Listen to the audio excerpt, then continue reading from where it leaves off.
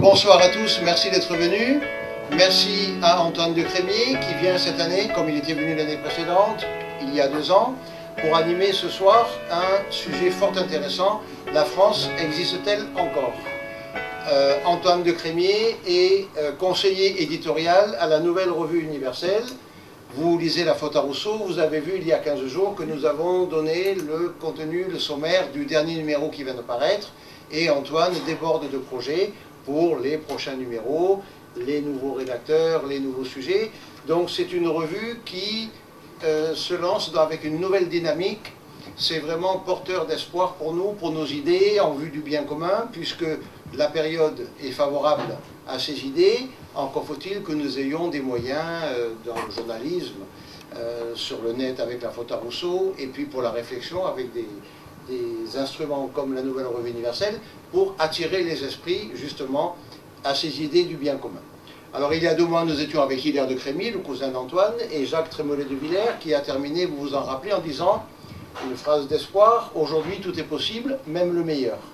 Il y a 1 mois, c'était Gérard Leclerc qui nous a parlé de Vincent Peillon et sa morale laïque, et nos 3 prochains rendez-vous, bon, nous nous retrouverons une fois tous les mois, comme d'habitude, comme chaque année.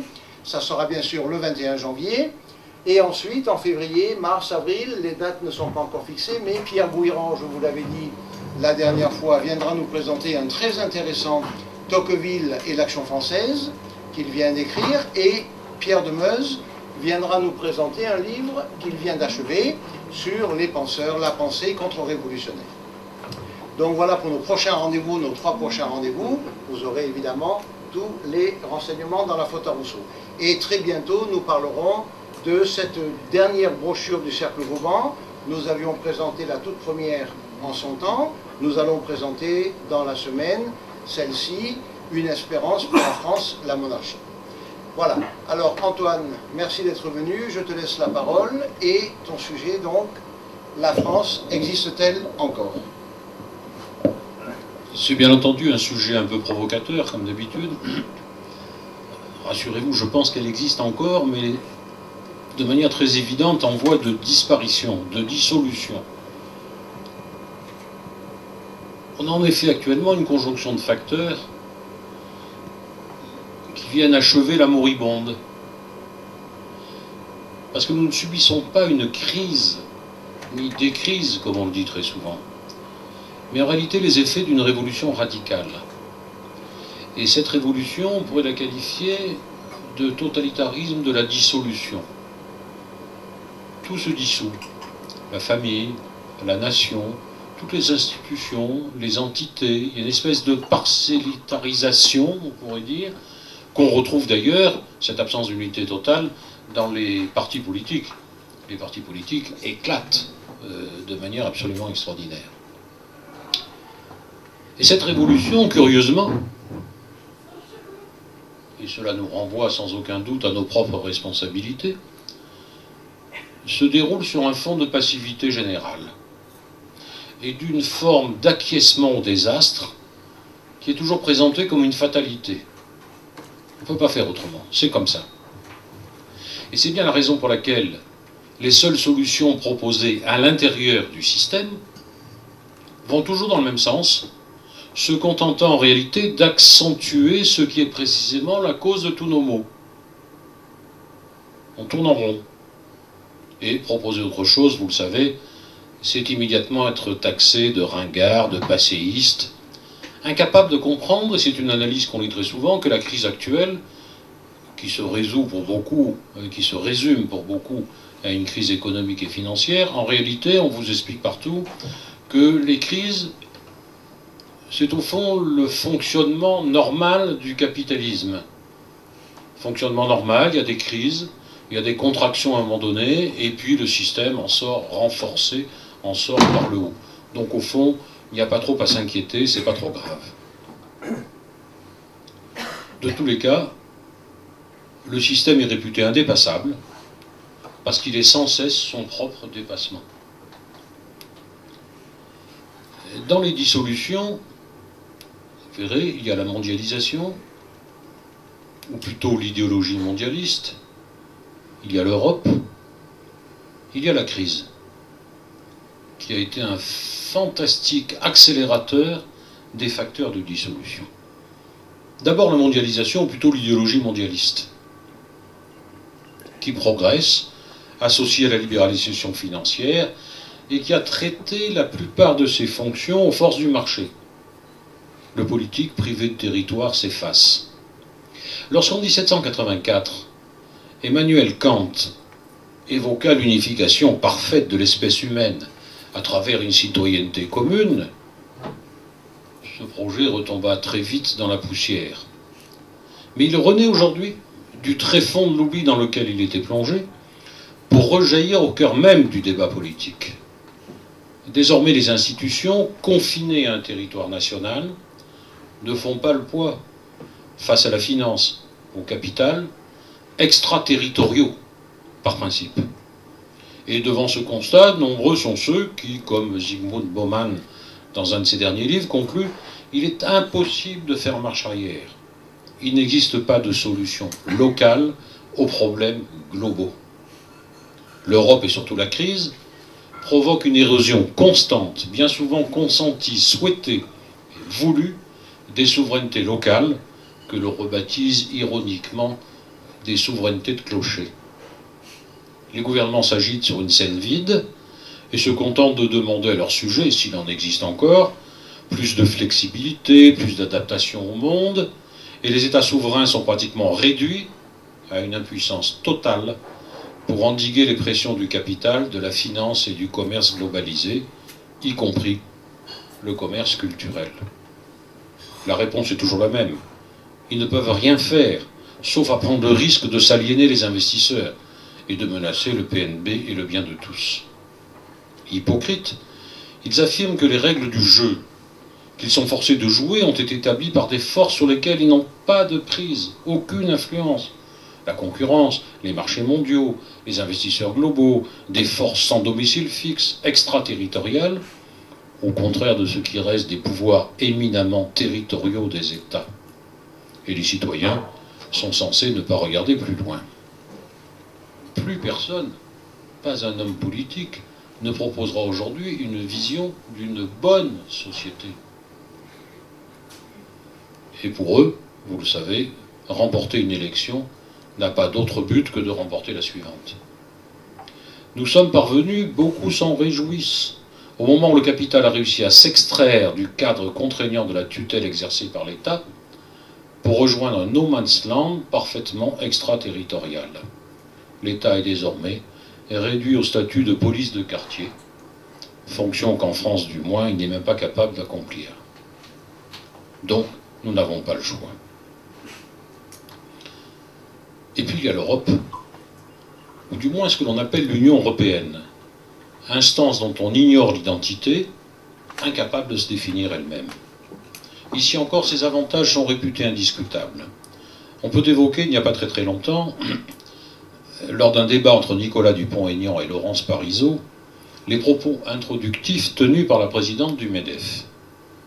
Tous les chefs d'entreprise savent que la voie pour espérer une croissance forte et durable porte les couleurs de l'Europe, tout simplement parce que nous avons besoin d'un grand marché pour vendre nos produits et nos services. Point final. Fondée en 1951 sous la forme de la Communauté européenne du charbon et de l'acier, après une déclaration initiale du 9 mai 1950 de Robert Schuman, l'Europe réunit d'abord 6 pays, vous le savez, la France, l'Allemagne, la Belgique, le Luxembourg, les Pays-Bas et l'Italie, s'élargit en 1973 au Royaume-Uni, à l'Irlande, au Danemark, suivi par la Grèce en 1981, puis l'Espagne, le Portugal, l'Autriche, la Finlande et la Suède, puis l'Union européenne intègre en 2004 10 nouveaux États. La Pologne, la République tchèque, la Slovaquie, la Slovénie, la Hongrie, la Lettonie, la Lituanie, l'Estonie, Chypre et Malte, auxquels s'ajoutent peu après la Croatie, soit 28 pays. Les perspectives de l'Union européenne concernent l'Islande, la Macédoine, la Serbie, le Monténégro, sans oublier les candidatures de l'Albanie, de la Bosnie, du Kosovo et de la Turquie. D'un point de vue économique, la Communauté européenne a été instituée en 1957 par le traité de Rome, amplifiée par l'acte unique européen de 1986, Et sur le plan politique, c'est le traité de Maastricht en 92 qui va l'instituer véritablement avec une union économique de la zone euro en 1999. Oui. Mais si on pose la question, je reprends là des propos tenus par Jean-François Battei dans un article, si l'on pose la question de l'identité substantielle de l'Europe, non seulement une identité formelle d'ordre juridique, mais une identité substantielle qui constituerait le socle de son idée politique. Il n'y a pas de réponse. Cette crise identitaire avait été pressentie depuis longtemps par Valéry, Paul Valéry, Ortega y Gasset, Husserl, Albert Camus, Hannah Arendt, qui avaient tous mis déjà en évidence l'épuisement des principes qui commandaient l'idée européenne.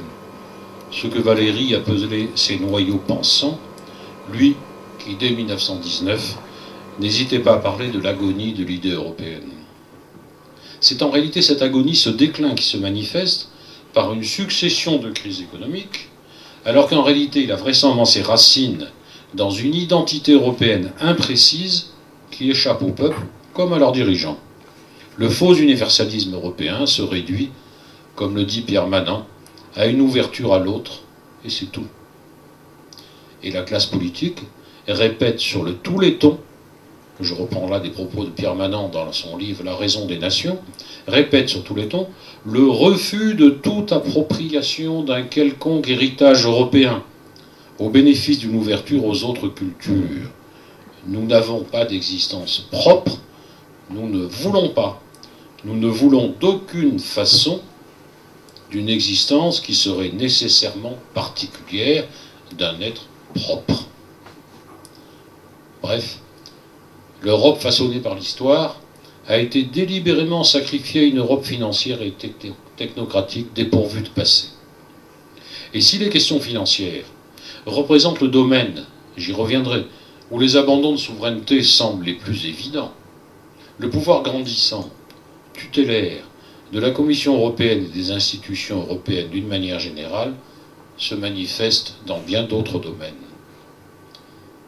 Avec ce qu'il est convenu d'appeler les accords de Schengen, ce petit village luxembourgeois, devenu célèbre à la frontière de l'Allemagne et de la France, c'est le 14 juin 1985 que 5 pays signataires, l'Allemagne, la Belgique, les Pays-Bas, le Luxembourg et la France, se mettent d'accord sur cette suppression des frontières, partielle, puis qui deviendra totale au fil du temps avec le traité d'Amsterdam. On parle désormais d'espace Schengen. Ce dernier comprend 26 États membres, dont la Confédération suisse, qui a intégré cet espace le 12 décembre 2008. Cette suppression des frontières est un phénomène qui traduit un transfert de souveraineté des pouvoirs nationaux aux institutions européennes, notamment parce que dans le domaine de la gestion de l'espace Schengen, la méthode communautaire remplace la méthode intergouvernementale avec abandon de la règle de l'unanimité au profit de celle de la majorité qualifiée. Giscard d'Estaing exulte. La méthode communautaire, dit-il, c'est la méthode fédérale. Et avec le traité de Lisbonne, désormais, la méthode communautaire est appliquée dans tous les domaines de compétences de l'Union européenne. Et puis bien sûr, il y a la question de la naturalisation et de l'immigration, du remplacement brutal, rapide, voulu de la population française par une population étrangère. Les journaux se sont fait les interprètes récents de la nouvelle augmentation des naturalisations voulues par Manuel Valls, dont on peut rappeler que né espagnol, il a été naturalisé à 20 ans. Désormais, le fait d'avoir été clandestin, en infraction à la loi française, n'est plus un obstacle. Nous vivons ce que Renaud Camus a appelé le grand remplacement, qui est une violence inouïe faite aux populations autochtones. Violence qui nous est imposée aussi bien par la droite que par la gauche. Au même moment, en Italie, la ministre de l'intégration d'origine congolaise, Cécile Kyenge, dit clairement qu'elle veut un droit du sol. C'est-à-dire que désormais la citoyenneté est acquise par principe, car toute personne est citoyenne de l'endroit où elle se trouve. S'ajoute à cela, en France en particulier, d'étroites préoccupations électorales. Le Parti socialiste n'ayant plus de base ouvrière, il faut bien en trouver d'autres, et ce qu'il est convenu d'appeler la France de la diversité est la composante électorale essentielle de la gauche. Comme le rappelle Hervé Juvin dans son dernier livre La Grande Séparation, lors de son audition devant une commission de la Chambre des Lords au cours de l'été 2012, Peter Sutherland, ancien président de la compagnie pétrolière Shell, administrateur du Forum de Davos, vice-président non exécutif de Goldman Sachs International, qui dirige au sein de l'ONU le Forum global sur les migrations et le développement, en même temps qu'il est chargé de l'immigration auprès du secrétaire général, annonçait clairement l'objectif des Nations Unies en matière de migration. Il faut détruire l'unité interne des nations européennes afin de les ouvrir à l'immigration de masse, changer la structure de leur population et générer ainsi plus de croissance économique. Déjà le 21 mars 2000, dans un rapport des Nations Unies qui traite précisément de l'immigration de remplacement, l'une des principales recommandations de ce rapport demandait aux pays de l'Europe occidentale de se préparer à admettre d'ici à 2050 1,3 milliard de migrants. 1,3 milliard de migrants. En 2007, un rapport Attali rédigé pour le compte de Nicolas Sarkozy reprenait, en diminuant un peu le nombre, les préconisations de l'ONU. Et le MEDEF récidive régulièrement. L'éloge du multiculturalisme et de la diversité sont repris par toutes les autorités morales, l'Église catholique en particulier. Ne nous faisons pas d'illusions. Tout cela est le prix à payer pour réaliser l'avènement de l'individu et la domination sans partage du marché. Et tout ceci est en parfaite adéquation, c'est un peu mon dada, avec l'individualisme libéral qui organise la disparition des fins universelles et objectives susceptibles de s'imposer à tous et d'informer de part en part le lien collectif. Il n'y a donc plus d'assujettissement possible à la quête d'un bien commun. On doit abandonner l'idée de chercher une identité de vue à faire prévaloir entre les individus. C'est à chacun de définir les objectifs qu'il entend poursuivre, d'établir sa propre idée du bien et d'ordonner sa vie en conséquence. La loi, la justice, l'État, diront les libéraux, n'ont pour but exclusif que celui de protéger la faculté privée de mener son existence à sa guise et sanctionnent l'absence d'unité intellectuelle ou spirituelle dans la société. En ce qui concerne la perte de notre souveraineté monétaire, qui était là absolument dramatique, tout commence avec la refonte des statuts de la Banque de France, entreprise en 1972, à l'initiative du gouverneur, c'était Alphand Déry, et qui fait l'objet de la fameuse loi du 3 janvier 1973, plus connue sous le nom de loi Rothschild, Pompidou-Giscard en réalité, et les nouveaux statuts régissent l'organisation de l'activité de la banque en définissant ses missions essentielles. L'article 25 précise « Le Trésor public ne peut être présentateur de ses propres effets à l'escompte de la Banque de France ». Tous les articles de la loi de 1973 ont été abrogés le 1er janvier 1994, peu après la mise en vigueur de la loi du 4 août 1993 qui les reprend intégralement. Et cette loi marque un tournant décisif dans l'histoire de la Banque de France.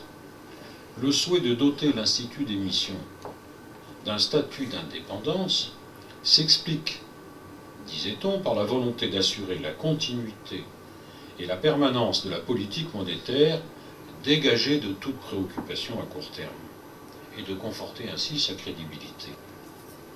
Condition nécessaire, sinon suffisante, de cette crédibilité, c'est que la politique monétaire soit conduite sur la base d'un engagement clair et solennel en faveur de la stabilité des prix, quelles que soient les évolutions de la politique nationale. Et dans le processus d'union monétaire européenne, on trouvera dans son article 3, la loi interdit à la Banque de France d'autoriser des découverts ou d'accorder tout autre type de crédit au trésor public ou à tout autre organisme ou entreprise publique, de même que l'acquisition de titres de leurs dettes. Les services bancaires encore assurés par la banque pour le compte du Trésor sont désormais rémunérés, payés par l'État. En 1998, la Banque de France est intégrée au système européen des banques centrales, et cette indépendance des banques centrales, voulue par les autorités politiques françaises, était en réalité une condition juridique préalable inscrite dans le traité de Maastricht. Ce qui est paradoxal, c'est que la Banque de France est une institution dont le capital appartient en totalité à l'État, ce qui rend d'autant plus curieux le fait que l'État propriétaire soit désormais obligé de se financer sur les marchés financiers et donc auprès des banques commerciales, ce qui coûte évidemment beaucoup plus cher. Mais l'indépendance de la Banque de France vis-à-vis du gouvernement était bien une des conditions préalables imposées par le traité de Maastricht aux pays européens. Il s'agissait en fait de décalquer le mode de fonctionnement de la Bundesbank, indépendante du gouvernement allemand, sur les autres banques centrales, de façon à garantir la stabilité de la future monnaie européenne. Au fond, la monnaie est une chose trop sérieuse pour être abandonnée aux politiques, qui pourraient la manipuler en fonction de considérations électorales, ont estimé les rédacteurs du traité, largement inspirés par les Allemands en la matière. Il s'agissait en fait déjà de rassurer les marchés financiers et de devancer le calendrier fixé par le traité.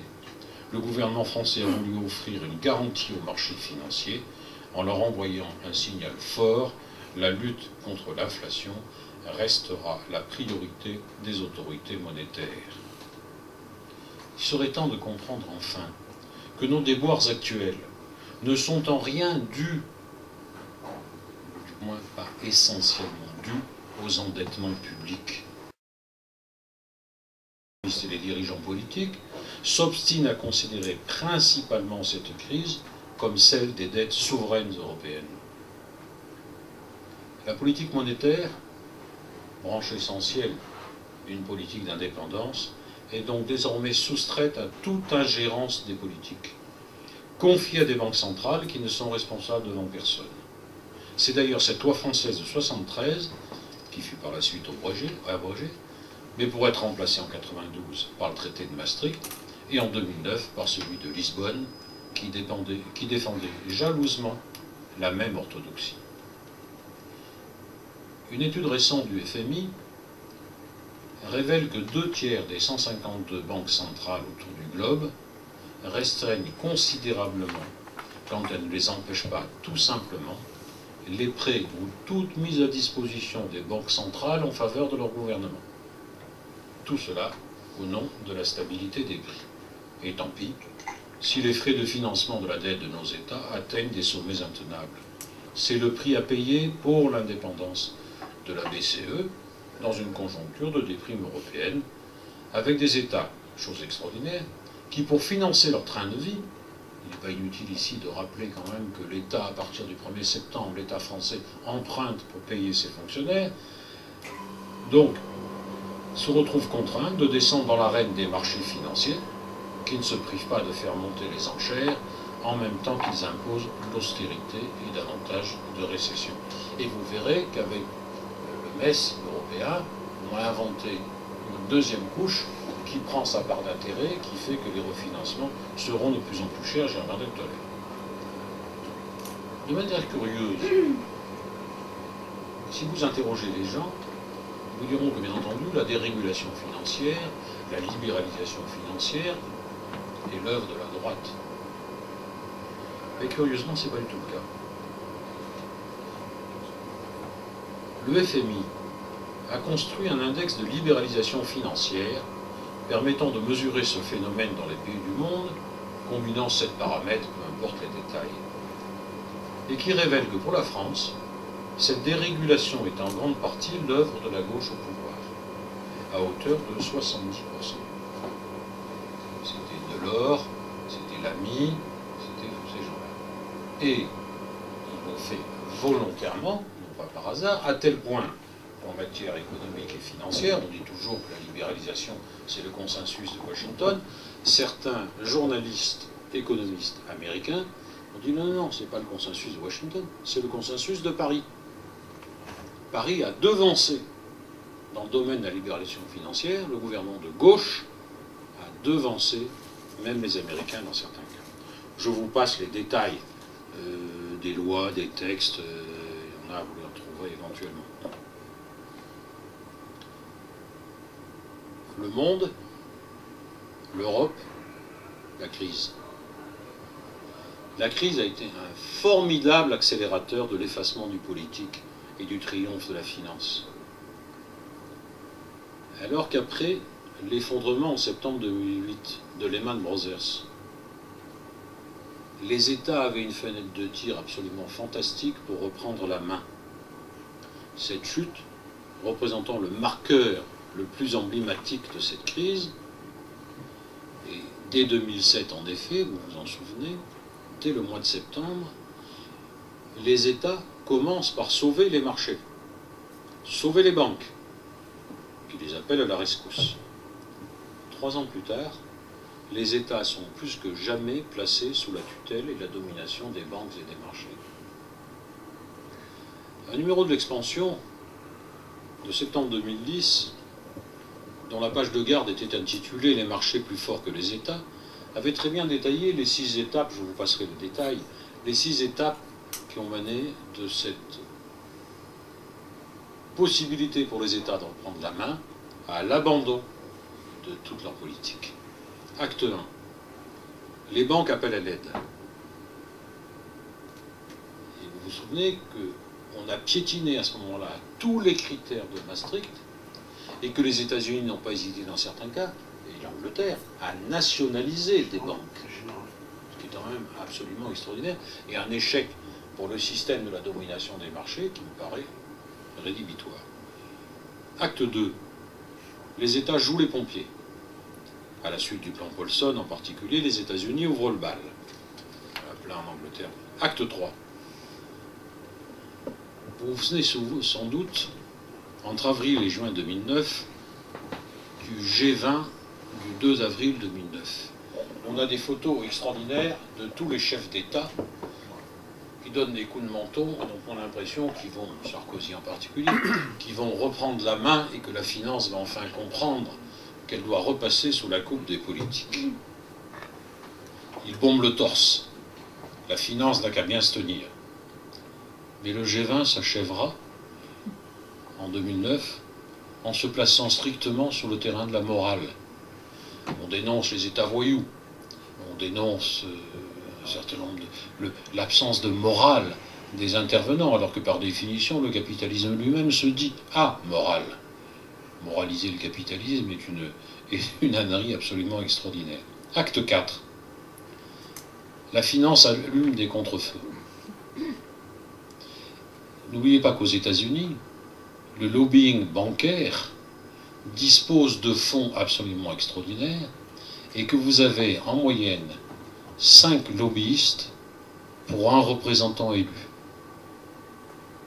qui dépensent des fortunes pour obtenir ce qu'ils veulent.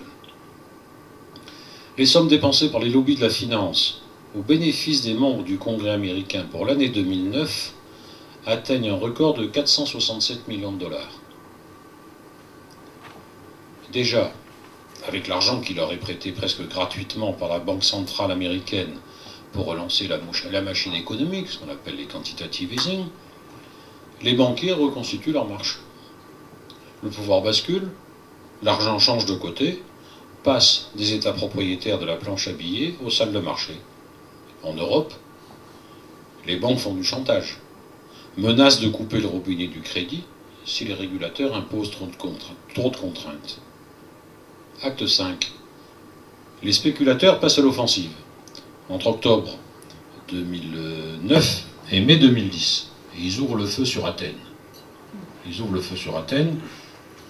Il faut dire que la victime s'était désignée elle-même lorsque le nouveau gouvernement socialiste confesse un mensonge d'État, vous savez, labellisé par Goldman Sachs, sur les comptes publics de son pays avec un déficit qui passe de 6 à 12,7% du PIB.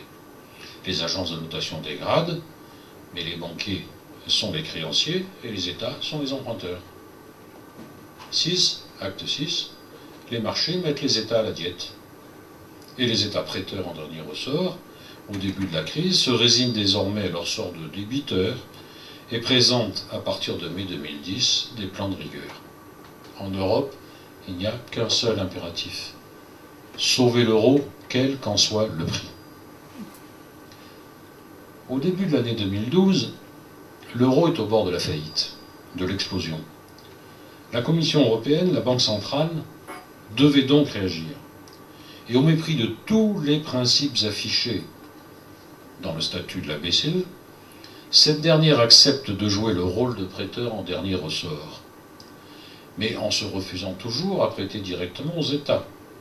Donc, les prêts se font par l'intermédiaire des banques qui ajoutent leur propre taux d'intérêt. C'est-à-dire qu'on a ainsi des banques qui empruntent à la BCE à des taux réels négatifs et qui prêtent aux États à des taux bien entendu positifs. Le 2 février 2012, les gouvernements de la zone euro ont signé un nouveau traité européen, instituant le fameux mécanisme européen de stabilité, le MES. Chaque pays membre devra contribuer à son capital à hauteur de son PIB. Précision importante dans le cadre des abandons de souveraineté, les membres du mécanisme européen de stabilité s'engagent de manière irrévocable et inconditionnelle à verser les fonds demandés par le directeur général dans les 7 jours suivant la réception de la dite demande. Ajoutons que le mécanisme dit de stabilité pourra en outre décider de revoir à la hausse la contribution de chacun des États membres sans que ceux-ci aient leur mot à dire. Bien entendu, en Allemagne, la Cour constitutionnelle de Karlsruhe a limité à 190 milliards d'euros les engagements de ce pays au titre du mécanisme européen de stabilité. Pour son financement, cette nouvelle entité pourra faire appel au marché des capitaux et sera donc soumise au jugement des agences de notation. Et les banques qui pourront emprunter à taux réel négatif auprès de la BCE prêteront à ce moment-là au mécanisme européen de stabilité à un taux d'intérêt plus élevé. Puis, le MES prêtera aux États à un taux encore plus élevé. Une fois de plus, les banques prêtent de l'argent aux États moyennant intérêt, et cet argent permettra à ces mêmes États de regarnir les coffres de ces mêmes banques. C'est le serpent qui se mord la queue. Et d'ailleurs, vous avez un argument de bon sens. Très logiquement, dans tous les cours d'économie, on enseigne que lorsqu'on crée de la monnaie, qu'on balance des tsunamis monétaires, ça se traduit par de l'inflation. Pourquoi n'y a-t-il pas d'inflation? Eh bien tout simplement parce que l'argent créé ne s'investit pas dans l'économie. Il tourne dans la finance en interne. Lorsque par exemple la Banque centrale et l'Europe est venue au secours des banques espagnoles, qu'ont fait les banques espagnoles avec cet argent? Elles ont acheté des obligations d'État espagnoles. Parce que ces obligations d'État espagnoles, qui étaient risquées, étaient à taux d'intérêt, comme il y a du risque, étaient à taux d'intérêt intéressant. Acheter du 10 ans espagnol à 5,5%, c'est quand même sans risque et plus intéressant que de l'investir dans des activités économiques où les marges, pour un certain nombre d'entreprises, sont de l'ordre de 3% avec les risques que ça comporte. Donc l'argent tourne en rond. Il ne s'investit pas dans l'économie. Ajoutons, et l'ajout n'est pas neutre, que le mécanisme européen de stabilité fonctionne sous conditionnalité, c'est-à-dire qu'une assistance financière ne pourra être accordée aux États demandeurs qu'à la seule condition qu'ils s'engagent en contrepartie à mettre en œuvre un programme de réforme, privatisation des secteurs publics, baisse des salaires, diminution des dépenses publiques, etc., etc. La recette est toujours la même.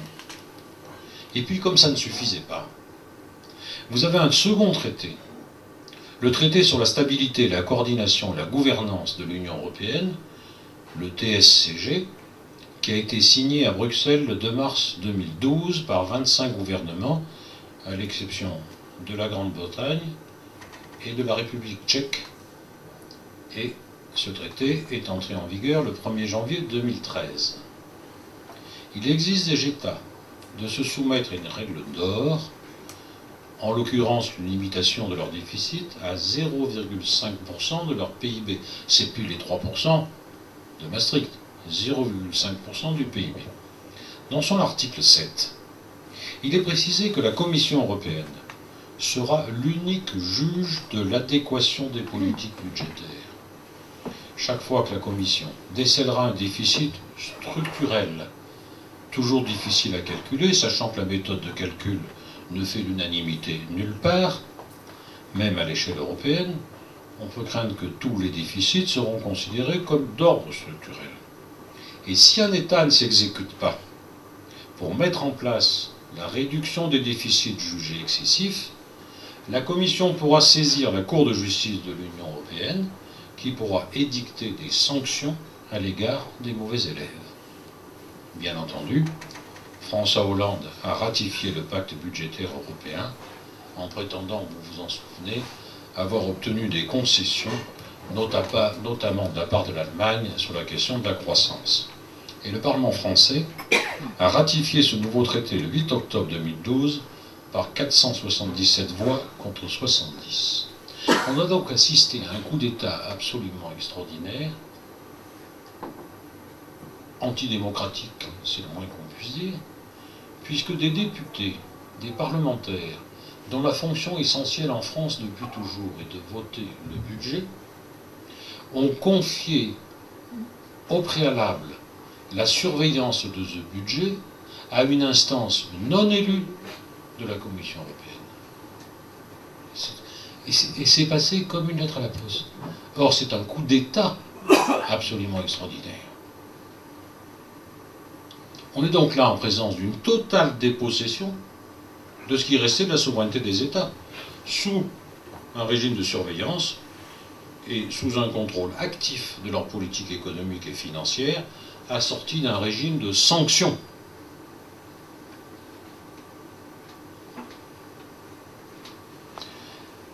Le mécanisme européen de stabilité était déjà indépendant du Parlement européen.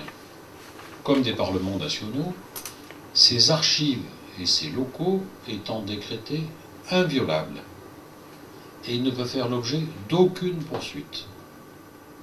Quant au traité nouveau sur la gouvernance européenne, il est irrévocable et inconditionnel. Il marque donc de manière théoriquement définitive, heureusement l'histoire nous dit que rien n'est définitif en la matière, la fin de l'autorité des parlements nationaux en matière budgétaire, qui était théoriquement un des fondements de la démocratie et tout simplement de la souveraineté politique. Nous voilà donc placés sous la tutelle d'une autorité nouvelle, sans légitimité aucune, qui donne tout pouvoir aux marchés financiers, en les rendant entièrement libres d'imposer leurs exigences. C'est pourquoi les États membres sont censés inscrire la règle d'or budgétaire dans un dispositif contraignant dont il est précisé qu'il ne sera pas soumis à la délibération parlementaire. Qui ne sera pas soumis à la délibération parlementaire. La finance contrôle les États et personne ou presque n'y trouve à redire. En mars 2013, s'est clôturée la longue aventure du pacte nouveau sur les bancs du Parlement européen. Il s'agit de ce qu'on a appelé le two-pack, 2 règlements visant à introduire un contrôle encore plus strict des pays de la zone euro et encadrer encore davantage le processus d'élaboration des budgets nationaux.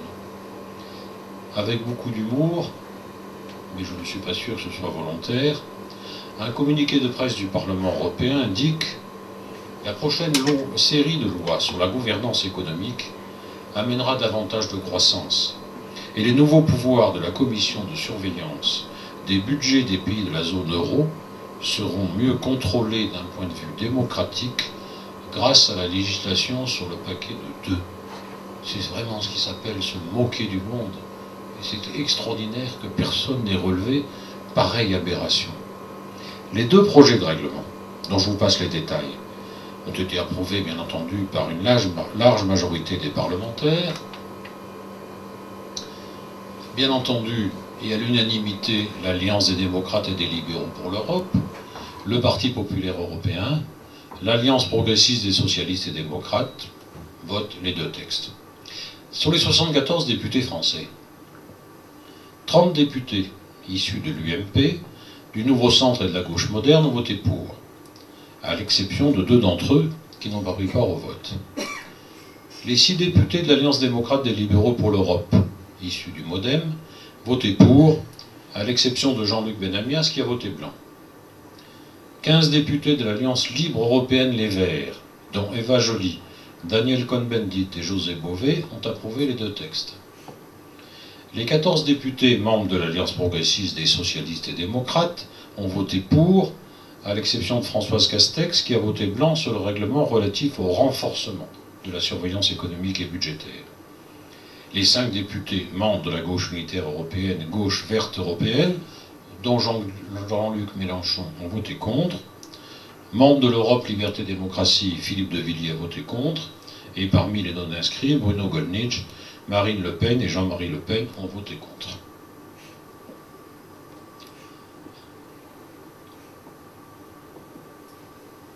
J'ai introduit mon propos en disant que nous étions victimes, ou plus exactement plongés dans un totalitarisme de la dissolution.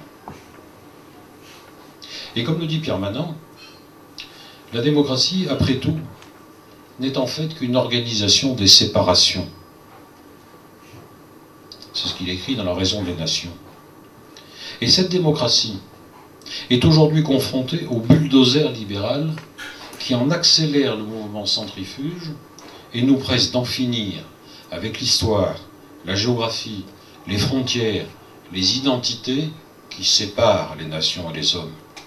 Il s'agit donc d'en finir avec la condition politique elle-même, avec la transmission, l'héritage, pour faire de l'individu le pur objet du droit et du vouloir. C'est bien là l'aboutissement du projet individualiste libéral, pour lequel la liberté individuelle n'est qu'une indétermination à l'égard de tout collectif, et les droits de l'homme, une capacité illimitée à imposer l'individu aux citoyens. Il faut en finir avec les frontières et les nations, qui ne sont que des obstacles au développement. Et désormais, l'État n'est plus qu'au service des droits illimités des individus dont il se veut le garant.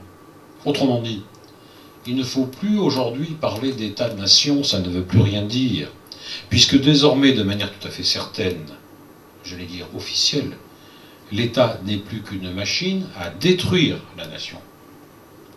L'État qui pousse à l'avènement de l'individu pour le transformer en homme de marché. L'État est devenu le serviteur zélé de ce totalitarisme de la dissolution. Inutile de dire que le politique, devenu inutile, disparaît.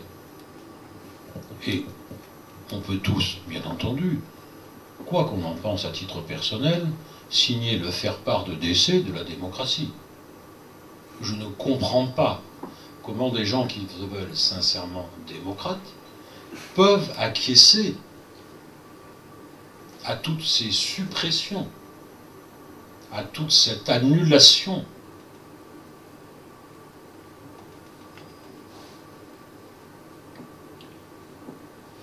Alors j'ai un dada, vous le savez, c'est le libéralisme. Ah bon? Dont je prétends, et je crois être en mesure de démontrer, devant quiconque, qu'il est bien cette philosophie de la dissolution. Pourquoi? Alors d'abord, beaucoup de mes amis, ce sera assez amusant, mais pour un certain temps un peu agaçant, pour être honnête, se veulent libéraux alors qu'ils ne le sont pas. Et que je peux aisément leur démontrer qu'ils ne le sont pas. Quelle est la racine, ou quelles sont les racines du libéralisme?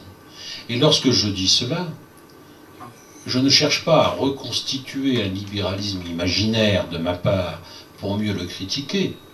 Je m'inspire très strictement, pour avoir fait un article récent dans la Nouvelle Revue Universelle, des dizaines de livres que j'ai lus sur le libéralisme, écrits par des libéraux.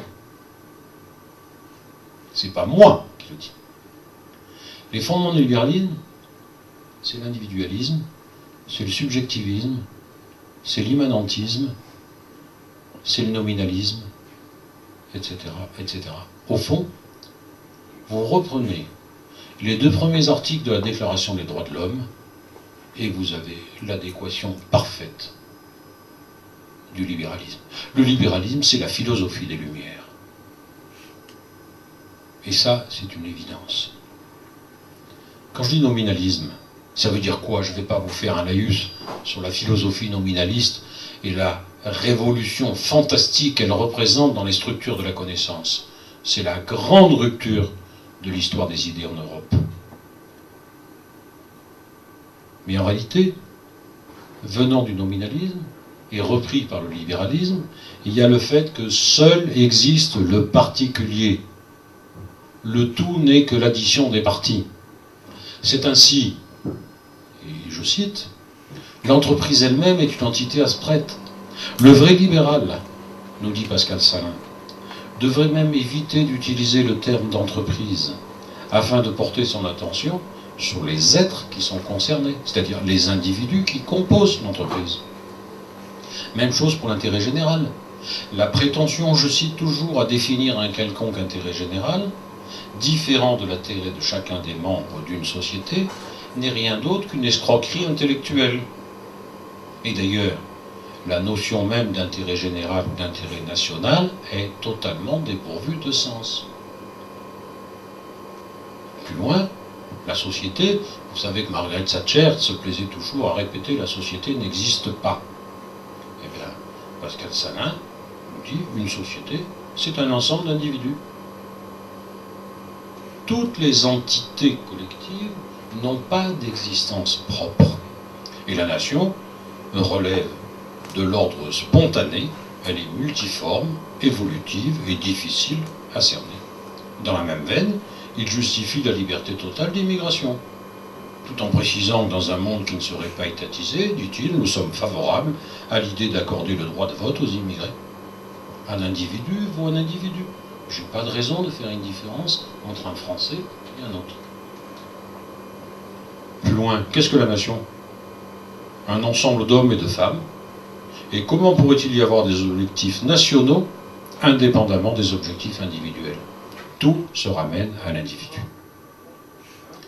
Et ayant établi que l'État-nation, caractéristique des sociétés modernes, est par nature incompatible avec une société de liberté individuelle, il affirme, c'est pour cette raison profonde que la mondialisation, si elle contribue effectivement à la destruction des États-nations, serait un bienfait pour l'humanité. C'est clair.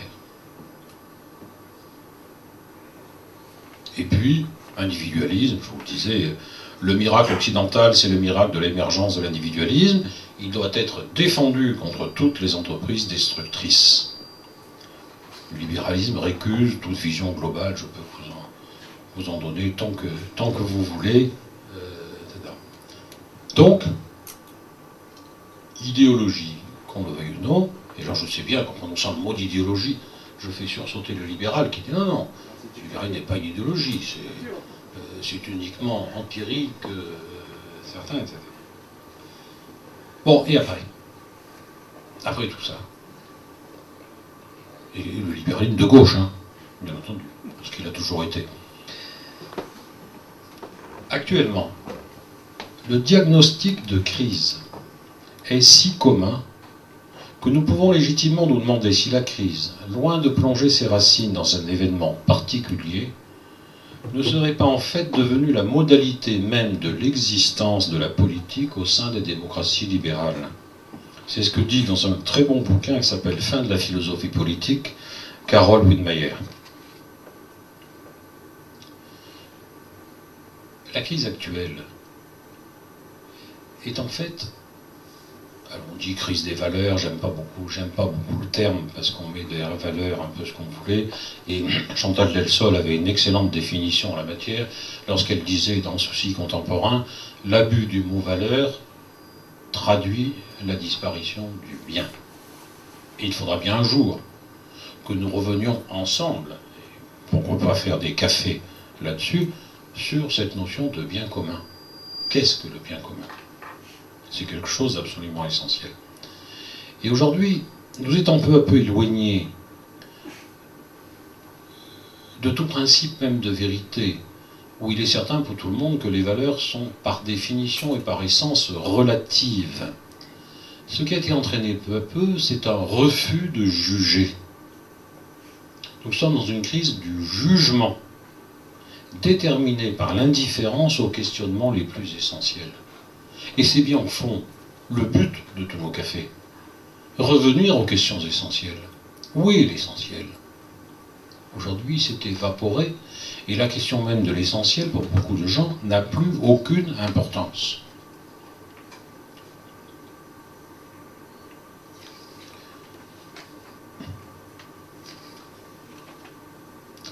Est-ce qu'on peut conclure tout ça ? Est-ce qu'il peut y avoir une conclusion ? J'ai bien quelques idées en tête.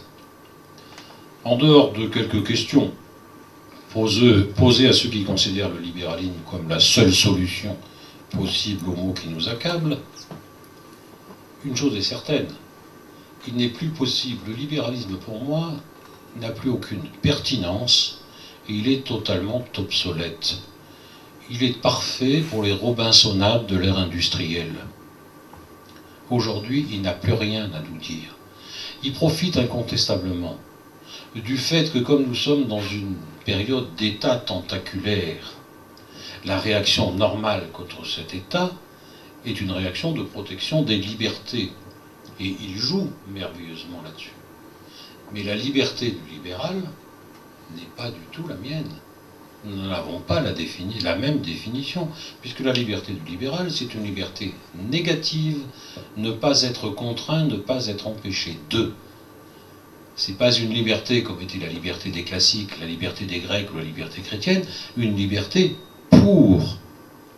Je suis libre dans la mesure où je réalise, je fais ce pourquoi je suis fait. On a donc là,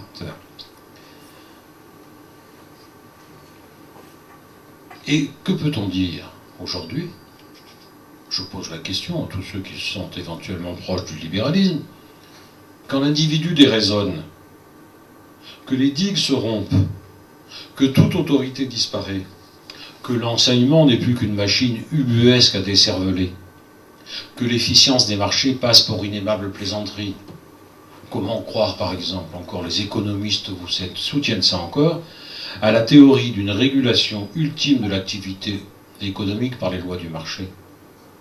Comment continuer à affirmer l'autonomie de la demande, par exemple, qui est un des grands principes économiques, toujours proclamé, alors que la demande, en l'occurrence, est en permanence contrôlée, et que le système ne doit sa survie qu'à la seule et unique condition de susciter et entretenir soigneusement les addictions consuméristes sur lesquelles il repose. Bref, les théories d'aujourd'hui, qu'elles soient étatistes, totalement libérales ou plus ou moins libérales, sont, malgré les habits modernes dont elles se revêtent, d'un autre temps. Le libéralisme, pour moi, est peu destructeur tant que la société tenait sur des bases séculaires constituées en amont. Mais lorsque tout s'effondre, le voilà frappé d'impuissance, et pour tout dire, sans pertinence et obsolète. La seule conclusion véritable que l'on puisse faire, c'est que nous sommes renvoyés, à partir de ce constat, s'il est exact, de la dissolution, de ce totalitarisme de la dissolution, nous sommes renvoyés à l'obligation impérative de travailler. Parce que c'est bien gentil de constater les dégâts. Et nous sommes tous très forts pour ça. Nous sommes des analystes extrêmement performants et malheureusement trop souvent impuissants. C'est-à-dire que nous décrivons parfaitement ce qui est en train de se produire. Nous expliquons même comment ça se produit et pourquoi ça se produit, du fait de l'application d'un certain nombre de principes qui ont largement démontré leur nocivité. Et puis voilà. Et nous sommes bien français. C'est-à-dire que dès qu'on parle de solution, on commence à se diviser. Or, nous avons aujourd'hui, pour cette réflexion de fond, une fenêtre de tir absolument exceptionnelle. Pour la première fois, un certain nombre de gens, de plus en plus nombreux, sont bel et bien convaincus que nous sommes dans une crise du système. Le système ne fonctionne plus, ne marche plus. Les partis politiques ont capté la représentation populaire à leur profit et uniquement à leur profit, et le souci du bien commun a totalement disparu. Et lorsque le souci du bien commun disparaît, c'est le politique qui disparaît, et lorsque le politique disparaît, pour reprendre des propos de Hannah Arendt, c'est la société qui disparaît. C'est ce qui est en train de se produire. Alors, sommes-nous en 1428, peu de temps avant l'intervention de Jeanne d'Arc, lorsqu'il y avait grande misère au royaume de France? Sommes-nous en 1788, avec la rédaction du cahier de doléances des Bretons pour des états généraux? Je n'en sais rien, mais il se passe quand même quelque chose, et nous serions, je crois, grandement responsables devant l'histoire et nos propres enfants si nous laissions passer l'occasion.